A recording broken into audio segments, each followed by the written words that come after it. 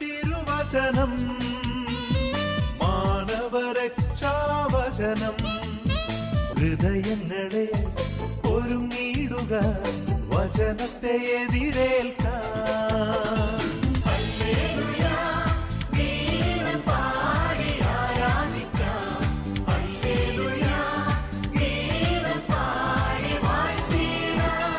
ഈശോമിശിഹായ്ക്ക് സ്തുതിയായിരിക്കട്ടെ. നമ്മൾ സുവിശേഷം ഇന്ന് വായിച്ചു കേട്ടത് ഏതായിരുന്നു എന്ന് ഓർക്കുന്നുണ്ടോ? ഏത് സുവിശേഷത്തിൽ നിന്നാണ് കുർബാനയുടെ ഇടയിൽ വായിച്ചേ? വിശുദ്ധ ലൂക്കായുടെ സുവിശേഷം 12-ാം അധ്യായം 13 മുതൽ 21 വരെയുള്ള വാക്യങ്ങളാണ് നമ്മൾ വായിച്ചു കേട്ടത്. എന്തിനെക്കുറിച്ചായിരുന്നു അത്? ഭോഷനായ ധനികൻ. ധനികൻ്റെ പേര് കൊടുത്തിരിക്കുകയാണ്. എന്താണ് ധനികൻ്റെ പേര്? ഭോഷൻ. കർത്താവ് വിളിക്കുന്നുണ്ട് ഭോഷ. അപ്പോൾ ധനികൻ്റെ പേരെന്താ? ഭോഷൻ. നമ്മളൊക്കെ ഈ ഗണത്തിൽപ്പെടുന്നതാണോ? നമ്മുടെ പേര് ഇങ്ങനെയൊരു പേരായിട്ട് മാറുമോ? വചനത്തിൻ്റെ ആരംഭത്തിൽ നമ്മൾ കാണുന്നുണ്ട് ഈശോയുടെ ചുറ്റും ആളുകൾ ഇങ്ങനെ നിറഞ്ഞു നിൽക്കുകയാണ്. അപ്പം അതിനിടയിൽ വന്ന് ഒരുവൻ എഴുന്നേറ്റ് നിന്ന് ചോദിക്കുകയാണ്, പറയുകയാണ്, കർത്താവേ, എൻ്റെ സ്വത്ത് ഞാനുമായി പങ്കുവയ്ക്കാൻ എൻ്റെ സഹോദരനോട് കൽപ്പിക്കണം എന്ന് പറഞ്ഞപ്പോൾ ഞാൻ മനസ്സിലാക്കിയൊരു കാര്യം ഇതാണ്. ഈ സ്വത്ത് വിഭജനവും അതുമായിട്ടുള്ള പ്രശ്നം എന്ന് തുടങ്ങിയതാ? ഇന്നലെയോ മിനിയാന്നോ തുടങ്ങിയതാണോ? അല്ല, വർഷങ്ങൾക്ക് മുൻപേ ഉള്ളൊരു പ്രശ്നമാണ്. പരിഹരിക്കപ്പെട്ടോ? കർത്താവ് അതിന് വല്ല പരിഹാരവും പറഞ്ഞോ? ഇല്ല. ഇന്നും തുടർന്നുകൊണ്ടേയിരിക്കുന്നു. സമ്പത്തിന് വേണ്ടി ബന്ധങ്ങൾ പോലും വേണ്ടെന്ന് വയ്ക്കുന്ന ഒരു കാലഘട്ടത്തിലാണ് നമ്മളൊക്കെ ജീവിക്കുക. സമ്പത്തിന് വേണ്ടി ബന്ധങ്ങൾ വേണ്ടെന്ന് വയ്ക്കുന്ന കാലഘട്ടം എന്ന് പറഞ്ഞാൽ, ഈ കഴിഞ്ഞ ദിവസങ്ങളിൽ ഞാൻ മനസ്സിലാക്കിയ ഒരു കാര്യം, ഒരു കുടുംബത്തിൽ 2 ആണും 1 പെണ്ണും. അവർക്ക് കോടികളുടെ കടമുണ്ട്. ഇന്ന് അവർക്ക് ടൗണിൻ്റെ നടുവിൽ തന്നെ ഒരു കടയുണ്ട്. അത് വിറ്റാൽ അവരുടെ കടം തീർക്കാം. 2 ആണുങ്ങൾക്കും കൂടെ ആ കടം മുഴുവൻ തീർക്കാം. അങ്ങനെ വിൽക്കാനിടുന്നു, ആരും വാങ്ങാനില്ല. അവസാനം ഒരാൾ, അവരെ അറിയാവുന്ന, അവരുടെ ഈ അവസ്ഥകൾ അറിയാവുന്ന ഒരാൾ വന്ന് അത് വാങ്ങാനായിട്ട് തീരുമാനിച്ചു. ഒരു ഹോട്ടലാണ്. ഈ ഹോട്ടൽ വാങ്ങി പൈസ ഏകദേശം രജിസ്ട്രേഷനൊക്കെ ആയി പൈസ കൊടുക്കാൻ നേരമായപ്പോൾ 2 മക്കളിൽ മൂത്ത മകൻ്റെ ഭാര്യ പറഞ്ഞു, ഞാൻ 50 പവൻ സ്വർണം കൊണ്ടാണ് ഈ വീട്ടിലേക്ക് വന്നത്. എൻ്റെ സ്വർണം മുഴുവൻ ഈ വീട്ടിന് വേണ്ടിയിട്ട് ചിലവാക്കിയിട്ടുണ്ട്. അതുകൊണ്ട് എനിക്ക് 50 പവൻ സ്വർണത്തിൻ്റെ പൈസ തരണം. കടം അവിടെ കിടക്കുന്നുണ്ട്, പക്ഷേ 50 പവൻ സ്വർണത്തിൻ്റെ പൈസ എനിക്ക് തരണം. കാരണം എൻ്റെ വീട്ടിൽ നിന്ന് ഞാൻ വന്നപ്പോൾ കൊണ്ടുവന്നത് 50 പവനാണ്. ആ 50 പവൻ എനിക്ക് തിരിച്ചു കിട്ടണം. അപ്പോൾ പകുതിയോളം പൈസ ആ വഴിക്ക് പോയി. പിന്നെ ഇവർ കടം വീട്ടാൻ എന്ത് ചെയ്യും? പിന്നെ നമ്മുടെ കുടുംബത്തിൻ്റെ അവസ്ഥയും സാഹചര്യങ്ങളും നോക്കിയല്ല പലപ്പോഴും നമ്മൾ സംസാരിക്കുക. എനിക്ക് എത്രമാത്രം സ്വന്തമാക്കാനായിട്ട് പറ്റുമോ അത്രമാത്രം മാന്തുക എന്നുള്ളതാണ് നമ്മുടെ ഓരോരുത്തരുടെയും ശൈലി. കടമൊക്കെ തീർത്തിട്ട് എന്താണോ ഉള്ളത് അത് നമുക്ക് ഷെയർ ചെയ്യാമെന്നല്ല ചിന്തിച്ച്, എനിക്ക് തരാനുള്ളത് ആദ്യം ഇങ്ങോട്ട് തരിക, എന്നിട്ട് നമുക്ക് ബാക്കിയുള്ള കാര്യത്തെക്കുറിച്ച് ചിന്തിക്കാം. ശരിയാണോ? ഈ 50 പവൻ സ്വർണ്ണമൊക്കെ വാങ്ങി വെച്ച് കർത്താവ് പറയുകയാണ്, ഭോഷ, ഇന്ന് രാത്രി നിൻ്റെ ആത്മാവിനെ ഞാൻ വിളിച്ചാൽ ഈ 50 പവൻ സ്വർണ്ണം ആരുടേതാകും? ആരുടെയോ ആയി മാറും. വാങ്ങി വെച്ചത് ഉപയോഗിക്കാൻ പറ്റുമോ? ഇത്രയേ ഉള്ളൂ. അപ്പം അതുകൊണ്ട് ഇന്ന് കർത്താവ് നമ്മെ ഓർമ്മിപ്പിക്കുന്നത്, ഈ ഭോഷനായ ധനികൻ നമ്മുടെ ഓരോരുത്തരുടെയും ജീവിതത്തിലുണ്ട്. ഞാനും നിങ്ങളുമൊക്കെ ഇതായി മാറാനുള്ള സാഹചര്യങ്ങൾ നമ്മുടെ മുൻപിലുണ്ട്. ഇല്ലേ? നമുക്ക് ആർക്കെങ്കിലും പൈസ കിട്ടിയാൽ വേണ്ടാന്ന് പറയോ? ഇല്ല. എത്ര കിട്ടിയാലും പിന്നെയും വെച്ച് തന്ന് പിന്നെയും വാങ്ങും. ഈ ചെറിയ പിള്ളേരെ കണ്ടിട്ടില്ലേ? 1 ആപ്പിൾ കൊടുത്തു, 2 ആപ്പിൾ കൊടുത്തു, 3 ആപ്പിൾ വരെ മാക്സിമം ട്രൈ ചെയ്യും. ഈ 3 ആപ്പിൾ കയ്യിലുള്ളപ്പോൾ 4ാമത് ഒരെണ്ണം കൊടുത്താൽ കൊച്ചു വേണ്ടാന്ന് പറയുമോ? ഇല്ല, അതും കൂടെ വാങ്ങും. അവസാനം എന്താവും? ഈ 4 എണ്ണവും താഴെ ചാടും. ഇതാണ് നമ്മുടെയൊക്കെ അവസ്ഥ. അതുകൊണ്ട് ദൈവം ഇവനെ ഭോഷനായ ധനികനായിട്ട് വിളിക്കുന്നുണ്ടെങ്കിൽ നമ്മുടെയൊക്കെ ജീവിതത്തിൽ ഇതിൽ നിന്ന് ഒട്ടും വ്യത്യസ്തമായ സാഹചര്യങ്ങളില്ല. ഇതേ സാഹചര്യമാണ് നമ്മുടെയും മുൻപിലുള്ളത്. അപ്പോൾ ഈ ഭോഷനാകാനുള്ള സാധ്യത നമ്മുടെയൊക്കെ മുൻപിലുണ്ട്. എത്ര കിട്ടിയാലും മതിയാകാത്ത ഒരവസ്ഥ എല്ലാ മനുഷ്യൻ്റെയും ഉള്ളിലുണ്ട്. നമ്മുടെ കയ്യിൽ നല്ല ഒരു 10,000 രൂപയുടെ ഒരു പട്ടുസാരി ഉണ്ടെന്ന് വിചാരിക്കുക. ഈ ഭാഗത്തുള്ളവർക്കാണ് കേട്ടോ. 10,000 രൂപയുടെ ഒരു പട്ടുസാരി ഉണ്ട്. ഈ സാരി ഉടുത്ത് ഞാൻ പുറത്തേക്ക് ഇറങ്ങുമ്പോൾ അപ്പുറത്തുള്ള ആൾ വലിയൊരു ചെയിനോട്ട് പുറത്തിറങ്ങി വന്നാൽ എൻ്റെ ഉള്ളിൽ ആദ്യം തോന്നുന്നത് എന്തായിരിക്കും? ഈ 10,000-ൻ്റെ സാരി എനിക്കുണ്ടെന്നാണ് തോന്നുന്നത്? അല്ല, എനിക്കതുപോലെ ഒരെണ്ണം ഇല്ലല്ലോ എന്നാണ് തോന്നുന്നത്. ഇനി എൻ്റെ കയ്യിലൊരു ചെറിയ കാറുണ്ട്. അപ്പോഴാണ് അപ്പുറത്തെ വീട്ടിലത്തെ ആൾ പുതിയ വലിയൊരു കാറ് വാങ്ങി. അവനൊന്നുമില്ലാതിരുന്നിട്ട് ഇപ്പോൾ പെട്ടെന്ന് നമ്മൾ വലിയ ആളായി അല്ലേ? നമ്മൾ ചിന്തിക്കുന്ന അങ്ങനെയല്ലേ? എന്തുകൊണ്ടാണ്? ഇതിനോടുള്ള ഒരു ആഗ്രഹം നമ്മുടെയൊക്കെ ജീവിതത്തിൽ നിറച്ചുകൊണ്ട് ജനിച്ച അന്ന് മുതൽ മരിക്കുവോളം ഇങ്ങോട്ട് താ എന്നേ നമ്മൾ പറയാറുള്ളൂ. അങ്ങോട്ട് നമ്മൾ കൊടുക്കാനായിട്ട് ഭയങ്കര ബുദ്ധിമുട്ടാണ്. അപ്പോൾ ഇവിടെ നമ്മൾ ഈ ഒരു സാഹചര്യത്തിൽ ഈ വചനം ചിന്തിച്ച് പോകുമ്പോൾ അനുദിന കാലഘട്ടത്തിലെ സാഹചര്യം കൂടി ഒന്ന് എടുത്തു നോക്കാം. എല്ലാം ഉണ്ട്, എല്ലാം ഉണ്ടാക്കി വെച്ചു, ഒത്തിരിയേറെ അധ്വാനിച്ച് ഉണ്ടാക്കി വെച്ചിട്ടുണ്ട്. വചനം പറയുന്നത് പോലെ ഇനി നീ തിന്ന് കുടിച്ച് ആനന്ദിച്ചാൽ മതി എന്ന് പറഞ്ഞിട്ട് നമ്മൾ ഇരിക്കുകയാണ്. അപ്പോൾ ആദ്യം ഒരു പ്രളയം വന്നു, കുറേ കൊണ്ടുപോയി. അത് കഴിഞ്ഞ് എല്ലാം വീണ്ടും ഒരുക്കി വെച്ചു. കുറച്ച് കഴിഞ്ഞപ്പോൾ എന്ത് വന്നു? കൊറോണ വന്നു. കുറേ പേരെ കൊണ്ടുപോയി. സാധനം കൊണ്ടുപോയില്ല, കുറേ ആളുകളെ കൊണ്ടുപോയി, ഒരുക്കി വെച്ച ആളുകളെ കൊണ്ടുപോയി. വീണ്ടും ഇതേ അടുത്ത പ്രളയം വന്നു. നമ്മൾ വല്ലതും പഠിക്കുന്നുണ്ടോ? നമ്മളൊന്നും പഠിക്കുന്നില്ല. അടുത്ത സാഹചര്യം വരുമ്പോഴും നമ്മളിതുപോലെ തന്നെ. അതാണ് ഞാൻ പറഞ്ഞത്, മനുഷ്യൻ്റെ അവസ്ഥ എന്ന് പറയുന്നത് ഇങ്ങനെയാണ്.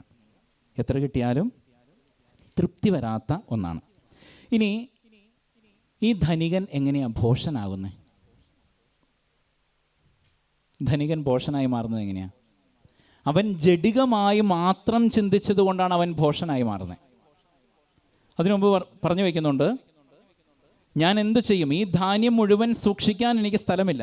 അവൻ പറഞ്ഞു, ഞാൻ ഇങ്ങനെ ചെയ്യും, എൻ്റെ അറപ്പുരകൾ പൊളിച്ച് കൂടുതൽ വലിയവ പണിയും, അതിൽ എൻ്റെ ധാന്യവും വിഭവങ്ങളും സംഭരിക്കും. അനന്തരം ഞാൻ എൻ്റെ ആത്മാവിനോട് പറയും, ആത്മാവെ, അനേക വർഷത്തേക്ക് വേണ്ട വിഭവങ്ങൾ നിനക്കായി ഞാൻ സംഭരിച്ചിരിക്കുന്നു, വിശ്രമിക്കുക, തിന്നുകുടിച്ച് ആനന്ദിക്കുക. അവൻ അവൻ്റെ ജീവിതത്തെക്കുറിച്ച് മാത്രമേ ചിന്തിച്ചിട്ടുള്ളൂ. അവൻ്റെ ചുറ്റുപാടും ഭക്ഷണം കഴിക്കാതെ കിടക്കുന്നവരോ ദാരിദ്ര്യം അനുഭവിക്കുന്നവരൊക്കെ ഉണ്ട്. പക്ഷേ അങ്ങനെ ഒരാളെക്കുറിച്ച് പോലും അവൻ ചിന്തിച്ചിട്ടില്ല. അവൻ്റെ ഉള്ളിലേക്ക് വന്ന ചിന്ത എന്താ? ഇത്രയും ഞാൻ ഉണ്ടാക്കി, ഇത് മുഴുവൻ ഞാൻ ഒറ്റയ്ക്ക് അനുഭവിച്ച് തീർക്കണം. അതുകൊണ്ടാണ് അവനെ ദൈവം എന്തെന്ന് വിളിക്കുന്നത്? ഭോഷ എന്ന് വിളിക്കുന്നത്. ധനികനായതുകൊണ്ടല്ല അവൻ ഭോഷനായി മാറിയത്. അവൻ ജഡികനായതുകൊണ്ട്, ജഡികമായ കാര്യങ്ങളെക്കുറിച്ച് മാത്രം ചിന്തിച്ചതുകൊണ്ടാണ് ഭോഷനായി മാറിയത്. എന്നാൽ അതേസമയം തന്നെ കർത്താവ് വചനത്തിൽ പറയുന്നുണ്ട്, ധനികൻ ദൈവരാജ്യത്തിൽ പ്രവേശിക്കുക ദുഷ്കരം. എന്നിട്ട് ഒരു ഉപമയും കൂടെ പറയുന്നുണ്ട്, ഒരു ഉദാഹരണം പറയുന്നുണ്ട്. ഒട്ടകം നടക്കുമോ? ആ സൂചിയുടെ ഉള്ളിൽ ഒരു നൂല് കോർക്കാൻ പെടുന്ന പാട് നമുക്കേ അറിയുള്ളൂ. അതിനകത്താണ് ഒട്ടക സൂചിക്കുഴയിലൂടെ കടന്നാലേ ധനവാൻ സ്വർഗരാജ്യത്തിൽ പ്രവേശിക്കുമെന്ന് കർത്താവ് പറയുന്നത്. സാധ്യമാണോ? ധനവാന സ്വർഗരാജ്യത്തിൽ പ്രവേശിക്കാൻ സംശയമൊന്നും വേണ്ട. ധനവാന സ്വർഗരാജ്യത്തിൽ പ്രവേശിക്കാം. പിന്നെ ഏത് ധനവാനാണ് പ്രവേശിക്കാത്തത്? ഭോഷനായ ധനവാനാണ് സ്വർഗത്തിൽ പ്രവേശിക്കാനായിട്ട് സാധിക്കാതെ വരിക. എനിക്ക് ദൈവം തന്നിരിക്കുന്ന സമ്പത്ത് ഞാൻ മറ്റുള്ളവരുമായി പങ്കുവച്ച് അവരെന്നെ സഹായിച്ച് അവൻ ആവശ്യമായ ശുശ്രൂഷകൾ ചെയ്തു കൊടുത്ത് ഞാൻ മുന്നോട്ട് പോയാൽ സ്വർഗം എനിക്ക് യോഗ്യമാണ്.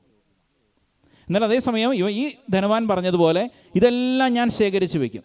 ഇത് ശേഖരിക്കാൻ എനിക്ക് സ്ഥലമില്ലെങ്കിൽ പുതിയ സ്ഥലം അതിനു വേണ്ടി ഞാൻ കണ്ടെത്തും.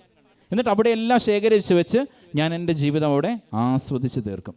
അങ്ങനെ പറയുമ്പോൾ ഭോഷനായി മാറി. അതുകൊണ്ട് ധനവാന്മാരെല്ലാവരും സ്വർഗത്തിൽ പ്രവേശിക്കില്ല എന്നല്ല അർത്ഥം. ധനവാന് സ്വർഗരാജ്യത്തിൽ പ്രവേശിക്കാം, അതിനുള്ള സാധ്യതകൾ അവൻ്റെ മുൻപിലുണ്ട്. പക്ഷേ ദൈവം തന്നിരിക്കുന്നത് അവൻ എങ്ങനെ വിനിയോഗിക്കുന്നു എന്നുള്ളതിനെ ആസ്പദമാക്കിയാണ് അവൻ സ്വർഗരാജ്യത്തിൽ പ്രവേശിക്കുകയോ ഇല്ലയോ എന്ന് നമുക്കറിയാനായിട്ട് സാധിക്കുക. നമ്മുടെയൊക്കെ കുടുംബ ബന്ധങ്ങൾ ഞാൻ തുടക്കത്തിൽ സൂചിപ്പിച്ചു. നമ്മുടെയൊക്കെ കുടുംബ ബന്ധങ്ങൾ തകരാനുള്ള ഒരു കാരണം എന്താ? ഇത് തന്നെയാണ്. സഹോദര ബന്ധങ്ങൾ, മാതാപിതാക്കളും മക്കളും തമ്മിലുള്ള ബന്ധങ്ങളൊക്കെ തകർന്നു പോകുന്നതിൻ്റെ ഒരു കാരണം സമ്പത്താണ്. അതുകൊണ്ട് ഞാൻ ചിലപ്പോൾ ചില കാരണവന്മാരോടൊക്കെ ഞാൻ പറയാറുണ്ട്, ആയ കാലത്ത് മരിക്കുന്നതിന് മുമ്പ് എന്ത് ചെയ്യണം? ഉള്ളതൊക്കെ വിറ്റ് ജീവിതം ആസ്വദിച്ചിട്ട് പൊക്കോളാൻ പറയും. അപ്പോൾ എന്താ സംഭവിക്കുകയെന്നറിയോ? മക്കൾ പറയും, അപ്പനും അമ്മയും ഞങ്ങൾക്കൊന്നും ഉണ്ടാക്കി വെച്ചില്ല. അതിൽ പ്രശ്നം തീരും. പിന്നെ അവർ തമ്മിൽ വഴക്കുണ്ടാവില്ല സ്വത്തിന് വേണ്ടിയിട്ട്. അതുണ്ടെങ്കിലേ വഴക്കുണ്ടാവുള്ളൂ, ഇല്ലെങ്കിൽ വഴക്കുണ്ടാക്കാനുണ്ടോ? അവരൊറ്റക്കെട്ടായിരിക്കും. അവരൊറ്റ കാര്യം പറയുള്ളൂ, അപ്പനും അമ്മയും ഞങ്ങൾക്കൊന്നും ഉണ്ടാക്കി തന്നില്ല. പക്ഷെ അവർ സന്തോഷത്തോടു കൂടെ ജീവിച്ചോളും. ഇതെല്ലാം കൂടെ ഉണ്ടാക്കി വെച്ചിട്ട് നമ്മളങ്ങ് പോയി കഴിഞ്ഞാൽ പിന്നെ അവിടെ പുകിലായിരിക്കും. ശരിയാണോ? അതെ. എങ്ങനെയൊക്കെ വീതം വെച്ചാലും തൃപ്തിയാവില്ല. അവന് 1 സെൻറ്റ് കൂടുതൽ പോയി, അല്ലെങ്കിൽ അവൾക്ക് 1 സെൻറ്റ് കൂടുതൽ പോയി. എനിക്ക് തന്നിരിക്കുന്നത് മുഴുവൻ മോശമായ സ്ഥലം, അവന് കൊടുത്തത് മുഴുവൻ നല്ല സ്ഥലം. ഇങ്ങനെയൊരു സാഹചര്യത്തിലാണ് കർത്താവിൻ്റെ മുമ്പിൽ ഈ മനുഷ്യൻ വന്ന് പറയുന്നത്, എൻ്റെ സഹോദരനോട് ഞാനുമായി സ്വത്ത് ഭാഗിക്കാൻ കൽപ്പിക്കണം. അപ്പോൾ ഇതില്ലെങ്കിൽ ഈ പ്രശ്നങ്ങളൊന്നും ഇല്ല. അതുകൊണ്ട് കാരണവന്മാരൊക്കെ ചിന്തിക്കേണ്ട കാര്യം, ഒത്തിരി ഉണ്ടാക്കി വയ്ക്കരുത്. ഒത്തിരി ഉണ്ടാക്കി വെച്ചാൽ എന്ത് സംഭവിക്കും? മക്കൾ തമ്മിൽ തല്ലുണ്ടാവും. അതുകൊണ്ട് കുറച്ച് ഉണ്ടാക്കി വയ്ക്കാവുള്ളൂ. ആ കുറച്ച് അവസാന കാലമാകുമ്പോൾ നമുക്കൊക്കെ ആവശ്യമുള്ള രീതിയിൽ എന്ന് പറഞ്ഞാൽ നമുക്കൊരു രോഗം വന്നു, അത് വിറ്റാണെങ്കിലും ചികിത്സ നടത്തിയിട്ട് അവസാനിപ്പിച്ച് പോകണം. പിന്നെ ബാക്കി വയ്ക്കാൻ പാടില്ല. ഇനി പറ്റുവാണെങ്കിൽ കുറച്ച് കടവും കൂടി ഉണ്ടാക്കി വെച്ച് കൊടുത്തിട്ട് നോക്കോ മക്കൾക്ക്. നല്ലതാണോ? ചില കാരണവന്മാരൊക്കെ അങ്ങനെ ചെയ്താലേ മക്കൾ പഠിക്കുകയുള്ളൂ എന്നാണ് പറയുന്നത്. അപ്പോൾ നമ്മുടെയൊക്കെ ജീവിതത്തിൽ ഇങ്ങനെയുള്ള സാഹചര്യങ്ങളുണ്ട് എന്നുള്ളത് നമ്മൾ മനസ്സിലാക്കുക.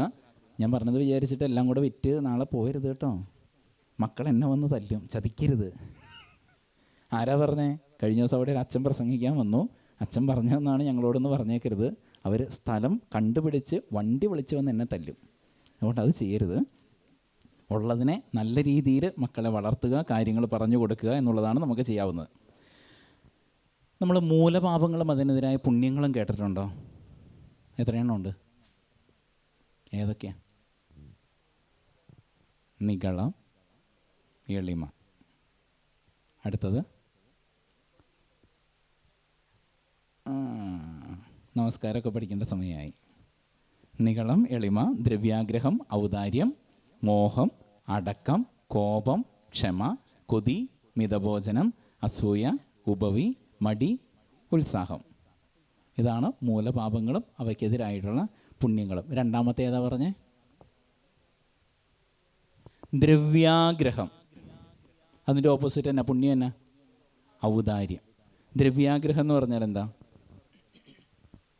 ദ്രവ്യാഗ്രഹം സമ്പത്തിനോടുള്ള അമിതമായ ആഗ്രഹം. സമ്പത്ത് മാത്രമാണോ? പിന്നെയോ? എന്ത് സാധനങ്ങളോടാണെങ്കിലും അമിതമായൊരാഗ്രഹം വന്നാൽ ദ്രവ്യാഗ്രഹമാണ്. സമ്പത്താകാം, സ്വർണമാകാം, വസ്ത്രമാകാം, ആഭരണങ്ങൾ എന്തും ആകാം, വണ്ടിയാകാം. അങ്ങനെ ഏത് സാധനമാണെങ്കിലും, ഭക്ഷണമാകാം, എന്ത് സാധനമാണെങ്കിലും അതിനോടുള്ള അമിതമായ ആഗ്രഹമാണ് ദ്രവ്യം എന്ന് പറഞ്ഞാൽ എന്താ? വസ്തുക്കളാണ്. വസ്തുക്കളോടുള്ള അങ്ങേയറ്റമുള്ള ഒരാഗ്രഹം. അതിന് ഓപ്പോസിറ്റ് എന്താന്ന് പറഞ്ഞേ? പുണ്യം. ഔദാര്യം എന്ന് പറഞ്ഞാൽ എന്താ? കൊടുക്കണം. ഇങ്ങോട്ട് മുഴുവൻ വാങ്ങിക്കൂട്ടുകയല്ല, മറിച്ച് കുറച്ച് അങ്ങോട്ട് കൊടുക്കാനായിട്ട് നമുക്ക് പറ്റണം. നമ്മുടെ ജീവിതത്തിൽ ഈ ഒരു കുറവുണ്ട് എന്ന് നമ്മൾ തിരിച്ചറിഞ്ഞാൽ അതിന് ഓപ്പോസിറ്റായിട്ടുള്ള പുണ്യം നമുക്ക് ചെയ്യാനായിട്ട് പറ്റുമ്പോൾ നമുക്ക് ഈ കുറവിനെ പരിഹരിക്കാനായിട്ട് പറ്റും. ഈ മൂലപാപങ്ങൾ എന്ന് പറയാനുള്ള കാരണം എന്താ? ഏതെങ്കിലും ഒരു മൂലയ്ക്ക് കൊണ്ട് വെച്ചിരിക്കുന്നതാണോ അത്? പിന്നെയോ? പല പാപങ്ങൾക്കും അടിസ്ഥാനമായിട്ടുള്ള പാപങ്ങളാണ് ഈ പറഞ്ഞിരിക്കുന്ന സാധനങ്ങൾ. ദ്രവ്യാഗ്രഹം എന്നുള്ള ഒരെണ്ണത്തിൻ്റെ പുറകിൽ ഇഷ്ടം പോലെ ഉണ്ട്. അതുകൊണ്ടാണ് അതിനെ മൂലപാപം എന്ന് പറയുക. ഈ ഒരു പാപം എൻ്റെ ജീവിതത്തിൽ നിന്ന് മാറ്റിക്കളഞ്ഞാൽ ഇതുമായി ബന്ധപ്പെട്ട ഒത്തിരിയേറെ തിന്മകളെ എനിക്ക് എൻ്റെ ജീവിതത്തിൽ നിന്ന് മാറ്റാനായിട്ട് സാധിക്കും. അതിന് ഓപ്പോസിറ്റുള്ള പുണ്യം. ആ പുണ്യം ചെയ്യുമ്പോഴാണ് ഈ പാപത്തിൻ്റെ അളവ് എനിക്ക് കുറയ്ക്കാനായിട്ട് പറ്റുള്ളൂ. ഏതായിരുന്നു പാപം, ഏതായിരുന്നു പുണ്യം? ദ്രവ്യാഗ്രഹം, ഔദാര്യം. വിശുദ്ധ പൗലോസ് ശ്ലീഹ തിമോത്തിയോസിന് എഴുതിയ 1-ാം ലേഖനം 6-ാം അധ്യായം 6 മുതൽ 10 വരെയുള്ള വാക്യങ്ങളൊന്ന് വായിക്കാവോ? 1 തിമോത്തി 6-ാം അധ്യായം 6 മുതൽ 10 വരെ. ഉള്ളതുകൊണ്ട് തൃപ്തിപ്പെടുന്നവന് ദൈവഭക്തി വലിയൊരു നേട്ടമാണ്. ഉള്ളതുകൊണ്ട് തൃപ്തിപ്പെടുന്നവന് ദൈവഭക്തി വലിയൊരു നേട്ടമാണ്. കാരണം നാം ഈ ലോകത്തിലേക്ക് ഒന്നും കൊണ്ടുവന്നില്ല, ഇവിടെ നിന്ന് ഒന്നും കൊണ്ടുപോകുവാനും നമുക്ക് സാധിക്കുന്നില്ല. ഭക്ഷണവും വസ്ത്രവും ഉണ്ടെങ്കിൽ അതുകൊണ്ട് നമുക്ക് തൃപ്തിപ്പെടാം. ധനവാന്മാരാകണമെന്ന് ആഗ്രഹിക്കുന്നവർ പ്രലോഭനത്തിലും കെണിയിലും മനുഷ്യനെ അധപതനത്തിലേക്കും നാശത്തിലേക്കും തള്ളിയിടുന്ന നിരവധി വ്യാമോഹങ്ങളിലും നിബദിക്കുന്നു. എന്തെന്നാൽ ധനമോഹമാണ് എല്ലാ തിന്മകളുടെയും അടിസ്ഥാന കാരണം. ധനമോഹത്തിലൂടെ പലരും വിശ്വാസത്തിൽ നിന്ന് വ്യതിചലിച്ചു പോകാനും ഒട്ടേറെ വ്യതകളാൽ തങ്ങളെ തന്നെ മുറിപ്പെടുത്താനും ഇടയുണ്ട്. വചനത്തിൻ്റെ അവസാന ഭാഗം ഒന്ന് കേട്ടെ. ധനത്തോടുള്ള ആഗ്രഹം മൂലം അവൻ ദൈവത്തിൽ നിന്ന് വ്യതിചലിച്ചു പോകും. അതുകൊണ്ടാണ് കർത്താവ് പറഞ്ഞത് എന്തെന്ന്? ധനവാന് സ്വർഗരാജ്യത്തെ പ്രവേശിക്കുക ബുദ്ധിമുട്ടാണ് എന്ന് പറഞ്ഞാൽ സമ്പത്ത് സമ്പത്ത് സമ്പത്ത് എന്നുള്ള ചിന്തയോടുകൂടെ മാത്രം പോകുന്നവന് ഒരിക്കലും ദൈവത്തിലേക്ക് വരാനായിട്ട് സാധിക്കില്ല. കഴിഞ്ഞ ഞായറാഴ്ച വായിച്ച വചനഭാഗം ഏത് സുവിശേഷത്തിൽ നിന്നാന്ന് ഓർക്കുന്നുണ്ടോ? മിനിഞ്ഞാന്ന് വിശുദ്ധ മത്തായിയുടെ സുവിശേഷത്തിൽ നിന്ന്. അതിനകത്ത് 3 ഭാഗങ്ങളായിട്ടാണ്. അതിൽ 2-ാമത്തെ ഭാഗം ഇതിനെക്കുറിച്ചായിരുന്നു. 2 3-ാമത്തെ ഭാഗം അവിടെ ഇങ്ങനെയാണ് പറഞ്ഞത്: ദൈവത്തെയും മാമോനെയും ഒരുമിച്ച് സേവിക്കാനായിട്ട് സാധിക്കില്ല. എന്താണ് ഈ മാമോൻ? മാമോൻ എന്താ? സാത്താനാണ്, സമ്പത്താണ്. മാമോൻ എന്ന് പറഞ്ഞാൽ അതിനെ ഏറ്റവും ചുരുക്കി നമുക്ക് പറയാവുന്നതാണ് വ്യക്തിവൽക്കരിക്കപ്പെട്ട സമ്പത്ത്. എന്നതാ വ്യക്തിവൽക്കരിക്കപ്പെട്ട സമ്പത്ത് എന്ന് പറഞ്ഞാൽ? എന്നതാ വ്യക്തിവൽക്കരിക്കപ്പെട്ട സമ്പത്ത് എന്ന് പറഞ്ഞാൽ? വസ്തുവാകാം, വ്യക്തിയാകാം, ഏതെങ്കിലും സ്ഥാനമാനങ്ങളാകാം, സമ്പത്താകാം. ഇതൊക്കെയും മാമോനിൽ ഉൾപ്പെടുന്നതാണ്. വ്യക്തികൾ എങ്ങനെയാണ് സമ്പത്തായി മാറുന്നത്? വ്യക്തിപൂജയെക്കുറിച്ച് കേട്ടിട്ടുണ്ടോ? ആരാധന കേട്ടിട്ടുണ്ടോ? വ്യക്തി ആരാധന കേട്ടിട്ടുണ്ടോ? സിനിമാ നടന്മാരെ ആരാധിക്കുന്നു, അവർക്ക് പാലഭിഷേകം നടത്തുന്നു, അല്ലേ? കണ്ടിട്ടില്ലേ? കണ്ടിട്ടുമില്ല, കേട്ടിട്ടുമില്ല? ഉണ്ട്. അത് മാമോനൊരു ഉദാഹരണമാണ്. ഇനി സമ്പത്ത് മാത്രം കെട്ടിപ്പിടിച്ചിരിക്കുന്നത് മാമോനൊരു ഉദാഹരണമാണ്. ഈ ദൈവത്തെയും മാമോനെയും ഒന്നിച്ച് സേവിക്കാൻ സാധിക്കില്ല എന്ന് പറഞ്ഞാൽ ദൈവം ഒരു വശത്തുണ്ട്. ദൈവത്തിന് പകരമായി നമ്മൾ എന്തിനെ അവിടെ കൊണ്ടുപോയി പ്രതിഷ്ഠിച്ചാലും പിന്നെ ഒരിക്കലും അവന് ദൈവത്തിലേക്ക് വരാനായിട്ട് സാധിക്കില്ല. ആ പ്രതിഷ്ഠിച്ചിരിക്കുന്നത് വസ്തുവായാലും വ്യക്തിയായാലും സമ്പത്തായാലും അതിനെ അവിടുന്ന് മാറ്റാത്തിടത്തോളം കാലം അവന് ദൈവത്തിലേക്ക് തിരിച്ചു വരാനായിട്ട് സാധിക്കില്ല. അങ്ങനെയാണെങ്കിൽ ഇപ്പോൾ വായിച്ചു കേട്ട വചനത്തിൻ്റെ അവസാനം ഒന്നും കൂടെ വായിച്ചേ. ധനമോഹമാണ് എല്ലാ തിന്മകളുടെയും അടിസ്ഥാന കാരണം. ധനമോഹത്തിലൂടെ പലരും വിശ്വാസത്തിൽ നിന്ന് വ്യതിചലിച്ചു പോകാനും ഒട്ടേറെ വ്യതകളാൽ തങ്ങളെ തന്നെ മുറിപ്പെടുത്തുവാനും ഇടയുണ്ട്. എങ്ങനെയാണ് മുറിപ്പെടുത്തുന്നത്? എങ്ങനെയാണ്? ഒട്ടേറെ വ്യഥകളാൽ തങ്ങളെ തന്നെ മുറിപ്പെടുത്തുന്നു. ചുമ്മാ ഒരു ഉദാഹരണം പറഞ്ഞാൽ, പലിശയ്ക്ക് പൈസ കൊടുക്കുന്നുണ്ട്, ഇഷ്ടംപോലെ ഉണ്ടാക്കിയിട്ടുണ്ട്. പക്ഷേ പലിശയ്ക്ക് പൈസ കൊടുത്തു, ഒന്നെങ്കിൽ ആൾ തട്ടിപ്പോയി, വാങ്ങിയ ആൾ തട്ടിപ്പോയി, അല്ലെങ്കിൽ അത് കിട്ടാൻ ഒരു വഴിയും ഇല്ല. അപ്പോൾ എന്താവും? എൻ്റെ കാശ് പോയല്ലോ എന്ന് പറഞ്ഞിട്ട് ടെൻഷനായി ആകെ അസ്വസ്ഥനാവും. ഇങ്ങനെയാണ് സ്വയം മുറിപ്പെടുത്തുക. അപ്പം അതുകൊണ്ട് നമ്മുടെയൊക്കെ ജീവിതത്തിൽ ഇങ്ങനെയുള്ള സാഹചര്യങ്ങൾ ഉണ്ടാകുമ്പോൾ ഇതിനെ എങ്ങനെ നമുക്ക് കൈകാര്യം ചെയ്യാനായിട്ട് സാധിക്കും? ഇതിനെ എങ്ങനെ നമുക്ക് അതിജീവിക്കാനായിട്ട് സാധിക്കും? ഒറ്റ വഴിയേ ഉള്ളൂ. ഏതാ വഴി? ഇതിനെ പതുക്കെ അങ്ങോട്ട് മാറ്റി വെച്ചിട്ട് എവിടേക്ക് വരണം? തമ്പുരാൻ്റെ അടുക്കിലേക്ക് വരാനായിട്ട് പറ്റണം. വീണ്ടും ജെറമിയായുടെ പുസ്തകം 17-ാം അധ്യായം 11-ാം വാക്യം. ജെറമിയ പ്രവചനം 17-ാം അധ്യായം 11-ാം വാക്യം. താനിടാത്ത മുട്ടയ്ക്ക് അടയിരിക്കുന്ന തിത്തിരിപ്പക്ഷിയെ പോലെയാണ് അന്യായമായി സമ്പത്ത് സമ്പാദിക്കുന്നവൻ. ജീവിത മധ്യത്തിൽ അത് അവനെ പിരിയും, അവസാനം അവൻ വിഡ്ഢിയാവുകയും ചെയ്യും. ആരെ പോലെയെന്ന് പറഞ്ഞേ? താനിടാത്ത മുട്ടയ്ക്ക് അടയിരിക്കുന്ന തിത്തിരിപ്പക്ഷി. ഏതാ ഈ പക്ഷി? കണ്ടിട്ടുണ്ടോ? കാക്കയല്ല. നമ്മുടെ ഓർമ്മയിൽ പെട്ടെന്ന് വരുന്നത് കുയിൽ കൊണ്ടുപോയി കാക്കയുടെ കൂട്ടിൽ മുട്ടയിടും, കാക്ക അതിനടയിരിക്കും. കാക്കയല്ല. തിത്തിരിപ്പക്ഷി എന്ന് പറയുന്ന ഒരു സാധനം വേറെയുണ്ട്. നമ്മുടെ ഈ അടയ്ക്ക പക്ഷിയൊക്കെ ഇല്ലേ, അതിനേക്കാൾ കുറച്ചും കൂടെ വലുപ്പമുള്ളൊരു പക്ഷിയാണ് ഈ തിത്തിരിപ്പക്ഷി.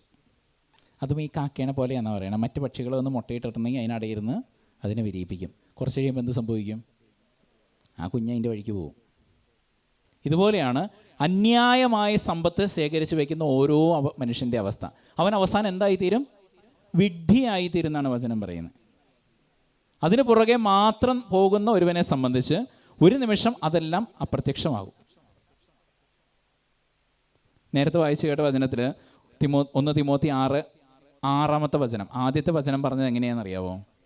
എന്തായിരുന്നു ആദ്യത്തെ വചനം വായിച്ചേ? ഉള്ളതുകൊണ്ട് തൃപ്തിപ്പെടുന്നവന് ദൈവഭക്തി വലിയൊരു നേട്ടമാണ്. വീണ്ടും, കാരണം നാം ഈ ലോകത്തിലേക്ക് ഒന്നും കൊണ്ടുവന്നില്ല, ഇവിടെ നിന്ന് ഒന്നും കൊണ്ടുപോകുവാനും നമുക്ക് സാധിക്കുന്നില്ല.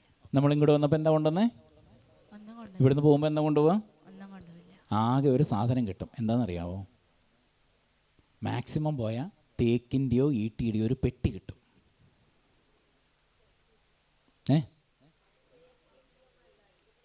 അല്ല, മാക്സിമം കിട്ടുവാണെങ്കിൽ അതേ കിട്ടുള്ളൂ എന്നാണ് പറഞ്ഞത്. ഇല്ലെങ്കിൽ നേരത്തെ പറഞ്ഞ പോലെ ഏതെങ്കിലും മരത്തിൻ്റെ ഒരു പെട്ടി കിട്ടും. പിന്നെന്താ കിട്ടാൻ പോകുന്നത്? പിന്നെ നമുക്ക് നമ്മുടെ സെമിത്തേരിയിൽ ഇപ്പോൾ ഒരു 2 ഗണം ആൾക്കാരുള്ളത് കൊണ്ട്, ഏതാ 2 ഗണം സെമിത്തേരിയിൽ? കുടുംബത്തിലുള്ളവരും കുടുംബത്തിലല്ലാത്തവരും. കുടുംബക്കല്ലറയും പൊതുക്കല്ലറയും. പിന്നെ കിട്ടാനുള്ള രണ്ടാമത്തെ സാധ്യത ഒരു കുടുംബക്കല്ലറ കിട്ടും. ഇതിനപ്പുറം എന്തെങ്കിലും നമ്മളെ കുഴിയിലേക്ക് പോകുമ്പോൾ കൊണ്ടുപോകും. ഇങ്ങോട്ട് എങ്ങനെയാണോ വന്നത് അതുപോലെ തന്നെ തിരിച്ചു പോകാനുള്ളവരാണ് നമ്മൾ. എത്രയൊക്കെ നമ്മൾ ഉണ്ടാക്കി വെച്ചു എന്ന് പറഞ്ഞാലും, മക്കളെ എല്ലാം പറഞ്ഞ് ഏൽപ്പിച്ചിട്ടുണ്ടെന്ന് പറഞ്ഞാലും, അവസാന നിമിഷം നമുക്ക് കിട്ടാൻ പോകുന്നത് മാക്സിമം ഈ 2 സാധനമാണ്.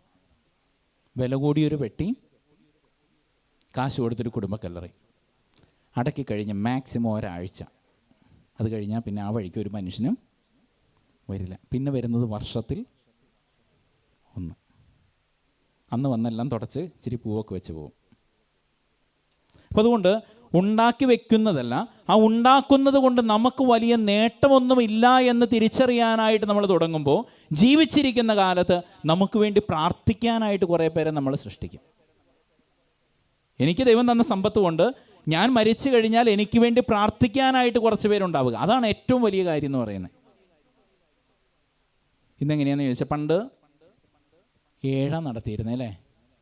മരിച്ചു കഴിഞ്ഞാൽ 7 അല്ലേ നടത്തിയിരുന്നത്? ഇപ്പോൾ ഏതാ നടത്തുക? 3, 5. എന്താ കാരണം? സമയമില്ല. എല്ലാവർക്കും തിരിച്ചു പോകണം. ഫ്ലൈറ്റ് പിടിച്ച് വരുന്നു, മരിച്ചടക്ക് കഴിയുന്നു, തിരിച്ച് അതേ ഫ്ലൈറ്റിന് പോകാൻ പറ്റുകയാണെങ്കിൽ അതേ ഫ്ലൈറ്റിന് തന്നെ തിരിച്ചു പോകും. അതുകൊണ്ട് സമയമില്ല. ഇവരാരെങ്കിലും നിങ്ങൾ മരിച്ചു കഴിഞ്ഞാൽ പ്രാർത്ഥിക്കുന്ന ഉറപ്പുണ്ടോ? ഒരു ഉറപ്പും വേണ്ട. ഇപ്പോൾ ജീവിച്ചിരിക്കുന്ന കാലത്ത് നമ്മൾ ആർക്കെങ്കിലും നന്മകൾ ചെയ്താൽ, ആർക്കെങ്കിലും വല്ല പരസഹായങ്ങൾ ചെയ്താൽ, വല്ല പുണ്യപ്രവൃത്തിയും ചെയ്താൽ, ആ മനുഷ്യരെ നമ്മൾ മരിച്ചു കഴിയുമ്പോൾ നമുക്ക് വേണ്ടി പ്രാർത്ഥിക്കാനായിട്ട് ഉണ്ടാവും. അപ്പോൾ വന്നപ്പോൾ ഒന്നും കൊണ്ടുവന്നിട്ടില്ല, പോകുമ്പോൾ ഒന്നും കൊണ്ടുപോവുമില്ല.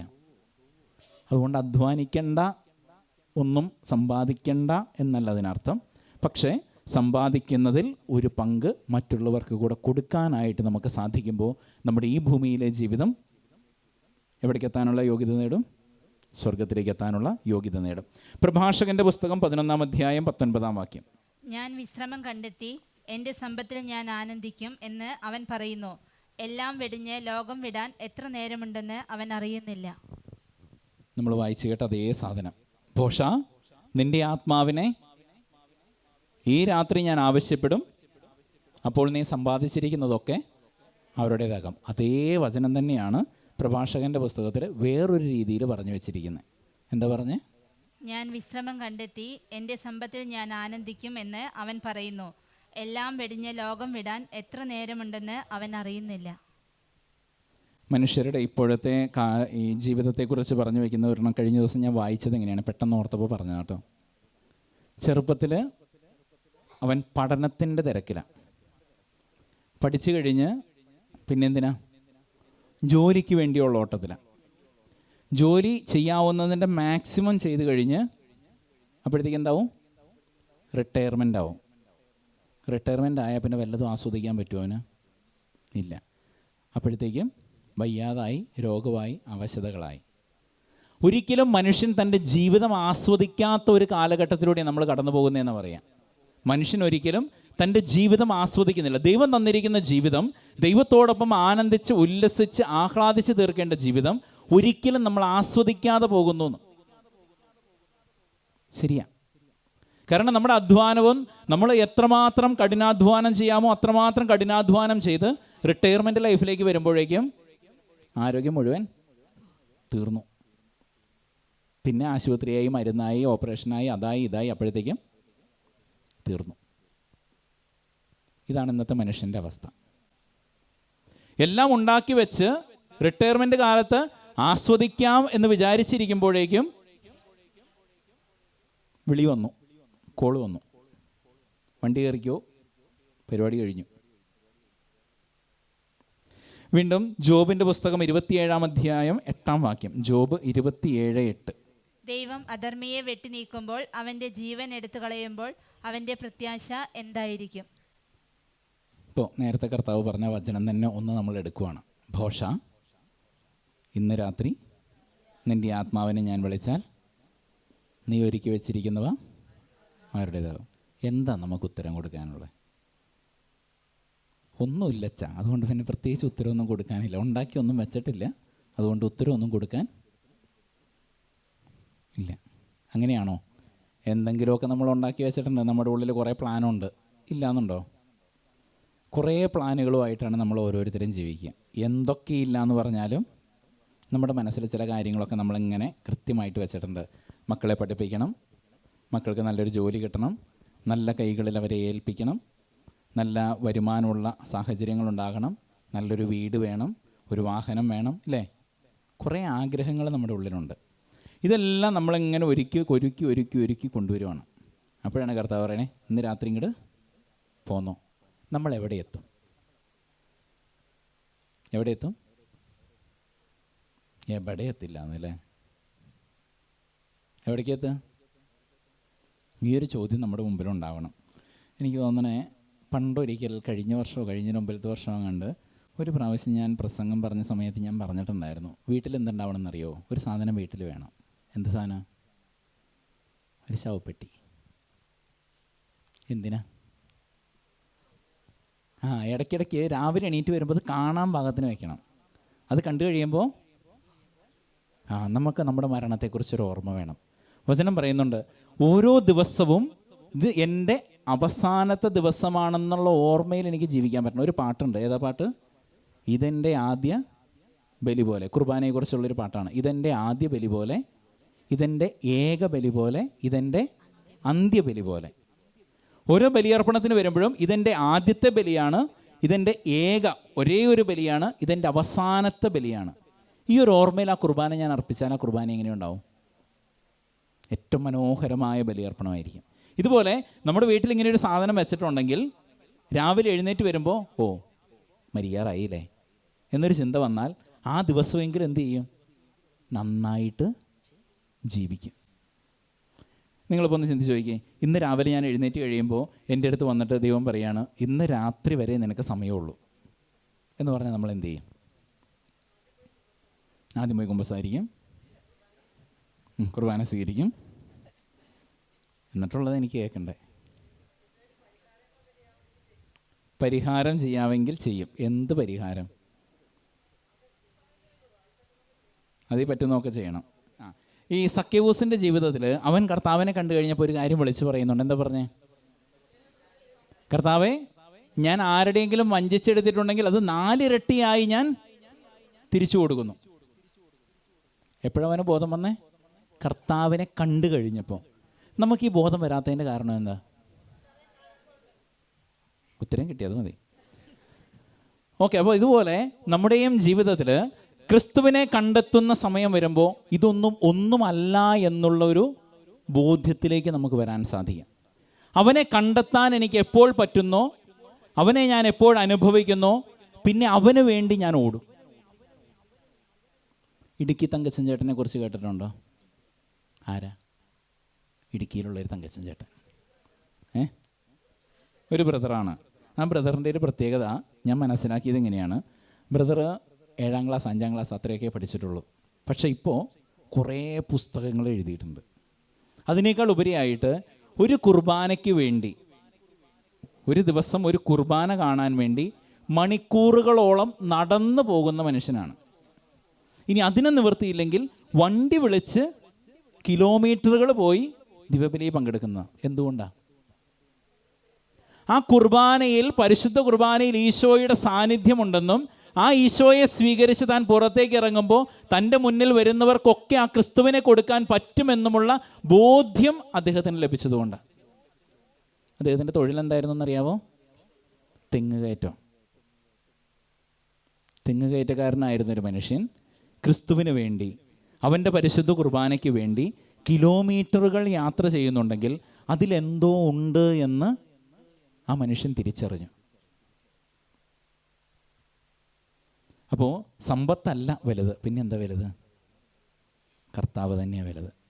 അവനില്ലെങ്കിൽ നമ്മൾ എന്തൊക്കെ ഉണ്ടാക്കി വെച്ചാലും ഒരു നിമിഷം കൊണ്ട് എല്ലാം നഷ്ടപ്പെടും. ഒരു വചനം കൂടെ വായിക്കാം.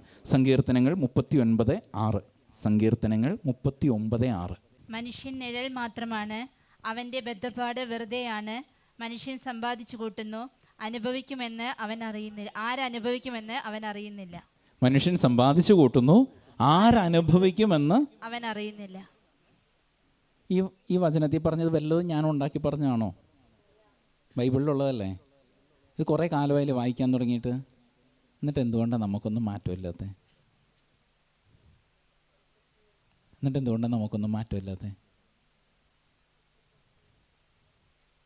സമ്പന്നനാകണ്ടെന്ന് കർത്താവ് പറഞ്ഞിട്ടുണ്ടോ? ഇല്ല. സമ്പത്ത് വേണ്ടാന്ന് കർത്താവ് പറഞ്ഞിട്ടുണ്ടോ? ഒറ്റ കാര്യം പറഞ്ഞിട്ടുള്ളൂ, അന്യായമായി സമ്പാദിക്കരുത്. ദൈവം നൽകുന്ന സമ്പത്ത് മറ്റുള്ളവർക്ക് കൂടെ ഉപകാരപ്പെടണം. ഈ 2 കാര്യങ്ങൾ നമ്മുടെ ജീവിതത്തിൽ നമ്മൾ സ്വന്തമാക്കിയാൽ നമ്മളാരും ഭോഷന്മാരായിട്ട് മാറില്ല. മക്കളെ പഠിപ്പിക്കണം, കാശ് വേണം. ഇന്ന് ഒരു മകൻ്റെയോ മകളുടെയോ കല്യാണം നടക്കാൻ എത്ര രൂപ വേണം? വേണ്ടേ? പൈസ തന്നെ വേണം. അതുകൊണ്ട് സമ്പത്ത് വേണ്ട എന്നല്ല സഭ പഠിപ്പിക്കുന്നത്, വചനം പഠിപ്പിക്കുന്നത്. മറിച്ച് സമ്പത്ത് വേണം, പക്ഷേ അത് വിനിയോഗിക്കുന്നതും അത് സ്വന്തമാക്കുന്നതും രീതികൾ എങ്ങനെയാണ്, അവിടെയാണ് നമ്മൾ ഭോഷരാണോ അല്ലയോ എന്ന് നമുക്ക് തിരിച്ചറിയാനായിട്ട് പറ്റുക. ഒരു നിമിഷം ഒന്ന് എഴുന്നേറ്റ് വന്നേ. ഈ ഭോഷനായ ധനികനെ നമ്മുടെ മനസ്സിലേക്ക് ഒന്ന് കൊണ്ടുവരിക. എല്ലാം ഉണ്ടാക്കി. ഒരു നിമിഷം കണ്ണം നടച്ചേ. കർത്താവ് പറയുന്ന ഉപമ നമ്മുടെ മനസ്സിലേക്ക് കൊണ്ടുവരിക.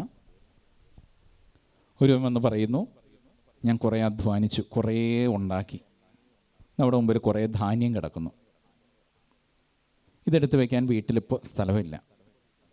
നമ്മളതിനു വേണ്ടി പുതിയൊരു സ്റ്റോർ റൂം ഉണ്ടാക്കുന്നു. അതിനകത്ത് ഇതെല്ലാം എടുത്തു വെച്ച് നമ്മുടെ ഉള്ളിൽ തന്നെ പറയുകയാണ്, ഓ അത്യാവശ്യമായി, ഇനി ശാന്തമായിരുന്ന് വിശ്രമിച്ച് ഭക്ഷിച്ച് ആനന്ദിച്ച് ജീവിതം ആസ്വദിക്കാം. അപ്പോൾ കർത്താവിൻ്റെ ഒരു ചോദ്യം എൻ്റെ ഉള്ളിലേക്ക് വരുന്നു. ഭോഷ, ഇന്ന് രാത്രി നിൻ്റെ ആത്മാവിനെ ഞാൻ വിളിച്ചാൽ നീ ഒരുക്കി വച്ചത് ആരുടേതാകും? എനിക്കെന്താ ഉത്തരം കൊടുക്കാനുള്ളത്? ഞാനൊന്നും ഒരുക്കി വച്ചിട്ടില്ല എന്ന് പറയുമ്പോഴും എൻ്റെ മനസ്സിൽ, എൻ്റെ ഹൃദയത്തിൽ ഞാൻ ഒത്തിരിയേറെ കാര്യങ്ങൾ ആഗ്രഹിച്ചും പ്രതീക്ഷിച്ചും മുന്നോട്ട് പോകുന്നുണ്ട്. ഇന്നൊരു രാത്രിയിൽ കർത്താവ് എന്നെ വിളിച്ചാൽ ഞാൻ ഈ ഒരുക്കി വയ്ക്കാൻ ആഗ്രഹിക്കുന്നവയൊക്കെ എൻ്റെ കയ്യിൽ നിന്ന് വിട്ടുപോകും. ആ നിമിഷം എൻ്റെ ആത്മാവിനെ ദൈവകരങ്ങളിൽ സമർപ്പിക്കാൻ എനിക്ക് സാധിക്കും. ഒരുവൻ ലോകം മുഴുവൻ നേടിയാലും അവൻ്റെ ആത്മാവ് നഷ്ടപ്പെട്ടാൽ അവൻ എന്ത് പ്രയോജനം? ആത്മാവിന് പകരമായി അവൻ എന്തു കൊടുക്കും? നമ്മുടെ ആത്മാവിൻ്റെ ഇപ്പോഴത്തെ അവസ്ഥ എവിടെയാണ്? അവനിപ്പോൾ വിളിച്ചാൽ അവൻ്റെ കരങ്ങളിൽ എൻ്റെ ആത്മാവിനെ സമർപ്പിക്കാൻ എനിക്ക് സാധിക്കൂ.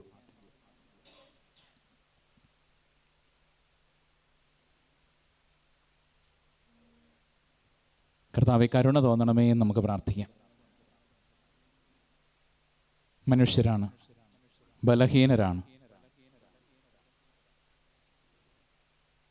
ദൈവത്തിൻ്റെ അനുഗ്രഹങ്ങളുണ്ട് എന്ന് പറയുമ്പോഴും മാനുഷികത പലപ്പോഴും നമ്മെ ദൈവത്തിൽ നിന്ന് അകറ്റുന്നുണ്ട്.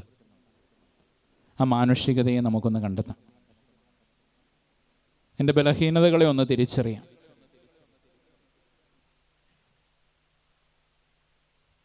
പൗലോസ് അപ്പോസ്തലനെ പോലെ, കർത്താവേ, ഞാൻ ആഗ്രഹിക്കുന്ന നന്മയല്ല, ആഗ്രഹിക്കാത്ത തിന്മയാണ് ഞാൻ ചെയ്യുന്നതെന്ന് നമുക്ക് ഏറ്റുപറയാം. നന്മ ചെയ്യണമെന്ന് ആഗ്രഹിക്കുന്നു, പക്ഷേ എനിക്ക് സാധിക്കുന്നില്ല. എൻ്റെ ബലഹീനതകൾ എന്നെ അതിന് അനുവദിക്കുന്നില്ല. എൻ്റെ ജീവിതത്തിൻ്റെ കുറവുകൾ എന്നെ അതിൽ നിന്ന് പിന്മാറ്റുന്നു. തമ്പുരാനെ, കരുണയായിരിക്കണമേ. നീ നൽകിയ ഈ ജീവിതം എപ്പോൾ വിളിച്ചാലും എല്ലാം ഉപേക്ഷിച്ച് നിന്റെ പക്കലേക്ക് മടങ്ങാനുള്ളത്. ഇവിടെ ഞങ്ങൾ കോടികൾ ഉണ്ടാക്കി വെച്ചിട്ടുണ്ടെങ്കിലും ഇവിടെ നിന്ന് യാത്ര പറയുമ്പോൾ ഒന്നും ഞങ്ങൾക്ക് എടുക്കാൻ സാധിക്കില്ല. ഞങ്ങളുടെ ആത്മാവ് നിന്റെ പക്കലുണ്ടെങ്കിൽ ഞങ്ങൾക്ക് മറ്റൊന്നിനെക്കുറിച്ചും ആകുലപ്പെടേണ്ടതില്ല.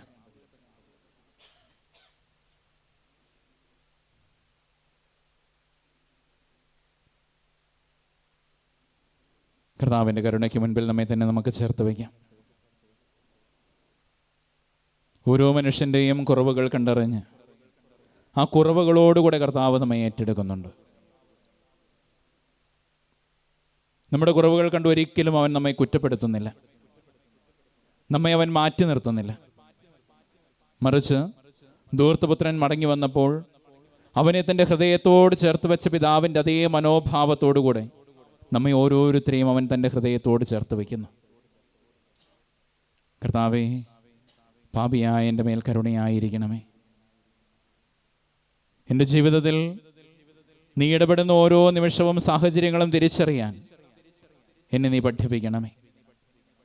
രോഗങ്ങളിലൂടെയാകാം, സഹനങ്ങളിലൂടെയാകാം, സാമ്പത്തിക ഞെരുക്കങ്ങളിലൂടെയാകാം, മറ്റുള്ളവരുടെ കുറ്റപ്പെടുത്തലുകളിലൂടെയാകാം.